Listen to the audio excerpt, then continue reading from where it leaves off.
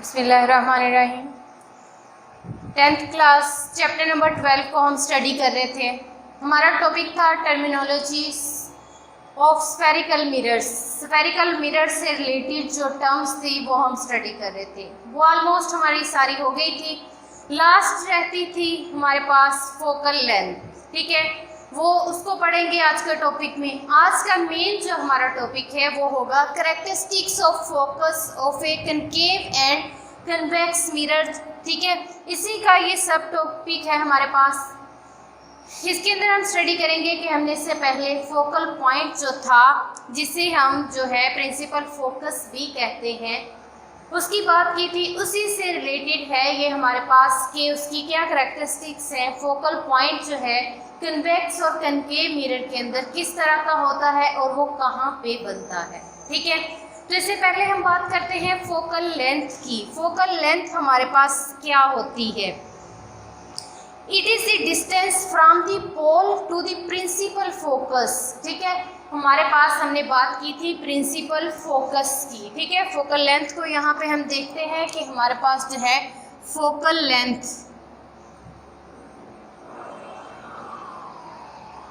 जिसे small f से जो है वो डिनोट किया जाता है कि फोकल लेंथ हमारे पास क्या होती है। हमने बात की थी कि हमारे पास जो है कुछ इस तरह से लाइट रेस आ रही हैं,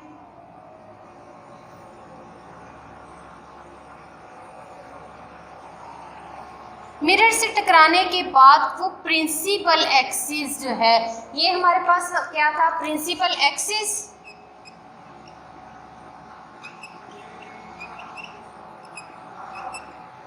प्रिंसिपल एक्सिस के ऊपर एक पॉइंट पे आके जो था कन्वेक्स कनकेव मिरर, ये हमारे पास क्या है? Concave mirror. एक पॉइंट पे आके उन सारी लाइट्स को जो था, लाइट रेस इसके ऊपर पड़ी होती थी, उन सबको जो था एक पॉइंट पे इकट्ठा कर देता था। उस पॉइंट को हमने कहा था कि ये हमारे पास क्या है? फोकल पॉइंट या प्रिंसिपल फोकस, ठीक है।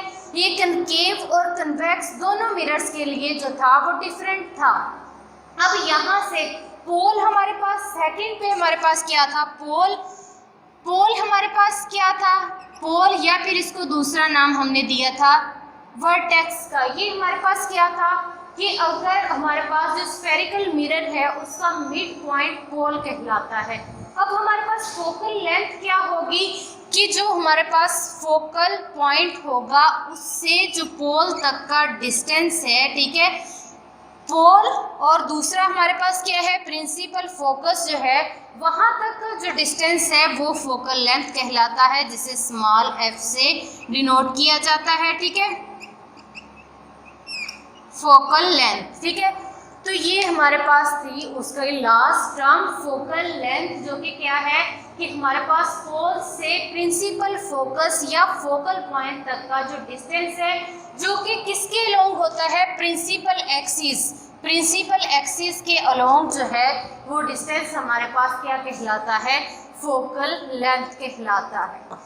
अब है कि हमारे पास रिलेशन अगर हमने कैलकुलेट करना हो फोकल लेंथ और रेडियस ऑफ कर्वेचर, ठीक है। रेडियस ऑफ कर्वेचर हमने पढ़ा था कि क्या होता है कि हमारे पास जो है कोई मिरर था, ये स्फीयर था जिसका हमने पार्ट लिया था मिरर, तो उसके सेंटर ऑफ कर्वेचर से किसी भी पॉइंट तक का डिस्टेंस जो था वो हमारे पास क्या कहलाता था? रेडियस ऑफ कर्वेचर, ठीक है, रेडियस ऑफ कर्वेचर कहलाता था। तो अब हमने रेडियस ऑफ कर्वेचर और जो फोकल लेंथ है उसका अगर रिलेशन कैलकुलेट करना हो तो वो हमारे पास क्या आ जाएगा, ठीक है। तो यहाँ पे कर लेते हैं इसको रेस करके कि हमारे पास क्या उसका रिलेशन आएगा।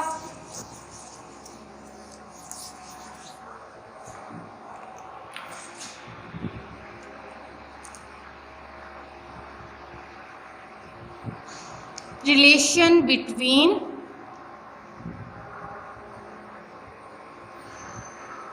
focal length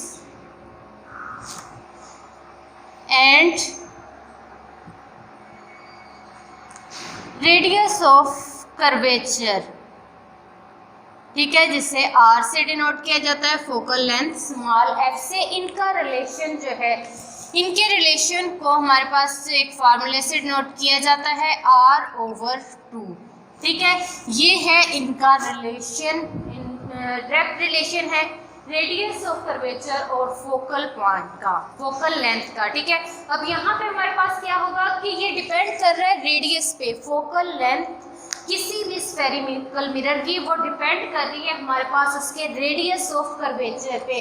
अब ये स्फीयर है एक हमारे पास, इसका सेंटर ऑफ कर्वेचर से यहाँ तक का डिस्टेंस हमारे पास क्या कहलाता है, रेडियस ऑफ कर्वेचर। ये स्मॉल स्फीयर था। इसी तरह अगर इससे बड़ा स्फीयर हम कंसीडर करते हैं तो यहाँ से यहाँ तक का डिस्टेंस रेडियस ऑफ कर्वेचर है।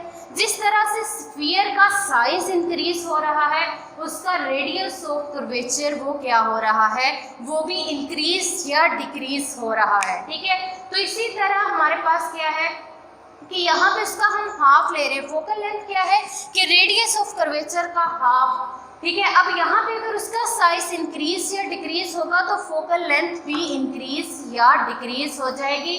अगर रेडियस ऑफ कर्वेचर कम होगा तो उसकी फोकल लेंथ भी क्या हो जाएगी, कम हो जाएगी। ठीक है, ये था हमारे पास रेडियस ऑफ कर्वेचर और दूसरा हमारे पास फोकल लेंथ का रिलेशन क्या था। अगर ये हमारे पास उसका रेडियस ऑफ कर्वेचर डिक्रीज होगा तो उसकी फोकल लेंथ भी क्या हो जाएगी, डिक्रीज हो जाएगी। ठीक है, यहाँ तक हमारी वो टर्म्स जो थी वो कंप्लीट हो गई हैं। अब हम बात करते हैं कि कैरेक्टरिस्टिक्स जो कि उसके फोकस पे डिपेंड कर रही हैं, फोकस से रिलेटेड है। Characteristics of focus of a concave and convex mirror, इसकी हमने बात करनी है कि इनकी कैरेक्टरिस्टिक्स क्या हैं। तो हमारे पास कन्वेक्स और कनकेव दोनों मिरर के लिए हम बात करेंगे। कन्वेक्स मिरर और दूसरा हमारे पास है कनकेव मिरर। ठीक है, इनको हमने और नाम भी दिए थे। कनकेव मिरर जो था हमारे पास, ये क्या था, कनकेव मिरर हमारे पास क्या होता है, कन्वर्जिंग मिरर भी इसको कहते हैं हम। ठीक है, और जो कन्वेक्स मिरर था ये हमारे पास क्या था, डाइवर्जिंग मिरर। और हमने इस चीज़ को भी डिस्कस किया था कि इनको कन्वर्जिंग डाइवर्जिंग क्यों कहा जाता है।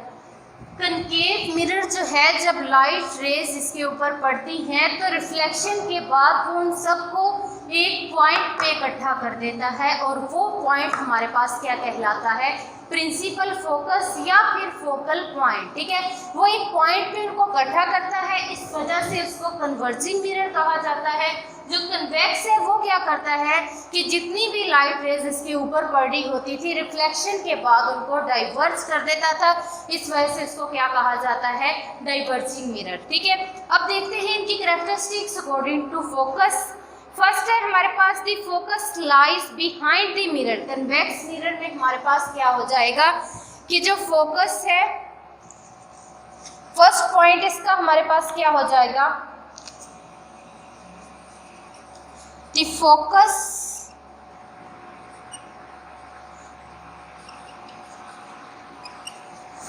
Behind the mirror.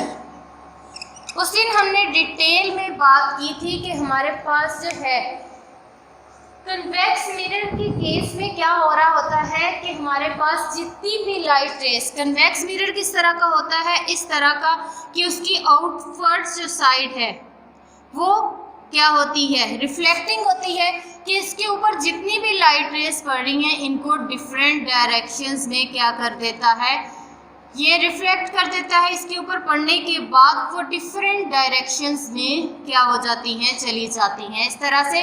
लेकिन हमें ये लग रहा होता है कि ये जो है डाइवर्ज होने के बाद, होने से पहले किसी एक पॉइंट पे जो कि मिरर की बैक साइड पे होगा वहाँ पे मिली होंगी, मिलने के बाद वो डाइवर्ज होंगी। ये रियल में ऐसा नहीं होता, लेकिन हम लोग खुद से ये चीज़ जो है वो सपोज कर रहे होते हैं, इमेजिन कर रहे होते हैं कि यहाँ पे मिलता है। अब ये वाला जो पॉइंट है ये हमारे पास क्या है कि इस मिरर जो हमने यहाँ पे रखा हुआ है कन्वेक्स मिरर, ठीक है, तो इसके बैक साइड पे ये क्या हो रहा है, बन रहा होता है। ठीक है, तो उसका जो ये वाला हमारे पास फोकल पॉइंट्स जो है ये हमारे पास क्या है कि मिरर की बैक साइड पे बन रहा है। तो ठीक है, इसका फोकस जो है वो हमारे पास क्या करता है, lies behind the mirror, mirror की बैक साइड पे बन रहा होता है। ठीक है, ये थी इसकी फर्स्ट कैरेक्टरिस्टिक।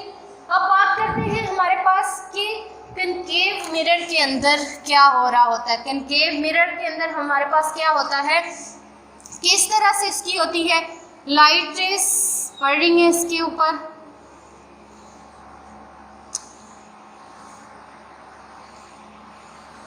ये सारी मिरर के सामने जो है एक पॉइंट पे आके मिली हैं। ठीक है, यहाँ पे एक पॉइंट के ऊपर आके क्या हुई हैं, इकट्ठी हुई हैं। अब वो पॉइंट हमारे पास क्या होता है, ये हमारे पास है कनकेव मिरर। ठीक है, कनकेव मिरर जिसकी इनर साइड जो होती है वो इनर कर्व साइड जो है वो रिफ्लेक्टिंग सरफेस होती है। अब लाइट रेज इसके ऊपर पड़ी है, पड़ने के बाद उसके सामने एक पॉइंट पे जाके सारी कन्वर्ज हुई हैं, इकट्ठी हुई हैं, मतलब उसका जो फोकल पॉइंट है, इस पॉइंट को हम नाम देंगे फोकल पॉइंट का। जो उसका फोकल पॉइंट है या फिर हमारे पास क्या है, प्रिंसिपल फोकस, वो क्या है कि मिरर के, ये मिरर है उसके बिल्कुल सामने लाई करता है, तो मिरर के फ्रंट पे बनता है उसका फोकल पॉइंट। किस मिरर के अंदर, कनकेव मिरर के अंदर, क्योंकि जितनी भी लाइट रेज उसके ऊपर पड़ रही है वो रिफ्लेक्शन के बाद जो है वो एक पॉइंट पे इकट्ठी हो रही है। उस पॉइंट को हमने फोकल पॉइंट का नाम दिया। The focus is in the front of the mirror. ठीक है, तो यहाँ पे क्या आ जाएगा, इसका first point is in the front of mirror। ठीक है, तो यहाँ पे क्या होता है कि इसका जो फोकस होता है वो क्या है, फोकल पॉइंट या फोकस वो क्या है, मिरर के फ्रंट पे है। किस मिरर के, कनकेव मिरर के। कन्वेक्स में क्या होगा, उसके बिहाइंड, उसके मिरर के पीछे बनेगा, बैक साइड पे। ठीक है, इसके बाद इसका सेकंड पॉइंट आ जाता है, the focus is visual as the rays light after reflection appear to come from the focus. यहाँ पे क्या होता है कि हमारे पास क्या होता है, यहाँ पे विजुअल फोकस बनेगा, क्योंकि हम रियल में जो लाइट रेस हैं वो किसी पॉइंट पे कन्वर्ट नहीं होती, नहीं इकट्ठी होती, सिर्फ हमें ऐसा लग रहा होता है कि हमारे पास मिरर के बैक साइड पे किसी पॉइंट पे जो है कन्वर्ट हुई है, इकट्ठी हुई है, उसके बाद ये डाइवर्ज हुई हैं, क्योंकि ये चीज़ रियल में नहीं हो रही होती। इस वजह से ये पॉइंट जो हमने कंसीडर किया कि शायद यहाँ पे इस पॉइंट पे आके डाइवर्ज होने से पहले वो रेज मिली हों, तो इसको हमने फोकल पॉइंट का नाम दिया था, क्योंकि ये रियल में नहीं हो रहा है, इस वजह से इसको हम क्या देंगे, विजुअल फोकल पॉइंट। ठीक है, तो फोकस इज विजुअल, तो सेकेंड पॉइंट इसका हमारे पास क्या हो जाएगा, फोकस इज विर्चुअल। ठीक है, इस केस में हमारे पास क्या होता है कि फोकस पॉइंट जो है वो विर्चुअल होता है। हम खुद से इमेजिन करते हैं कि मिरर के बैक साइड पे किसी पॉइंट पे वो सारी लाइट रेज डाइवर्ट होने से पहले मिली होंगी। अब बात करते हैं कनकेव मिरर की। कनकेव मिरर में क्योंकि ये सारी चीज़ें जो है ये एक पॉइंट पे यहाँ पे सारी रेस मिल रही थी, ये रियल में हो रहा था ऐसा, तो इसके फोकस पॉइंट को हम क्या कहेंगे कि वो रियल है, क्योंकि अगर हम इसके सामने स्क्रीन प्लेस करें तो वहाँ पे हमें एक स्पॉट नज़र आएगा। इसका मतलब है कि सारी लाइट रेज रिफ्लेक्शन के बाद उस पॉइंट पे इकट्ठी हो रही हैं और रियल में ये चीज़ हो रही है, हमें नज़र आ रही है, तो इस वजह से इसका जो हमारे पास फोकस होगा वो क्या होगा, फोकस इज रियल, क्योंकि सारी लाइट रेज जो है रिफ्लेक्शन के बाद उसके सामने एक पॉइंट पे इकट्ठी हो रही है। ठीक है, ये था बेटा आज का हमारा टॉपिक। इसके बाद जो टॉपिक है reflection of light by spherical mirrors.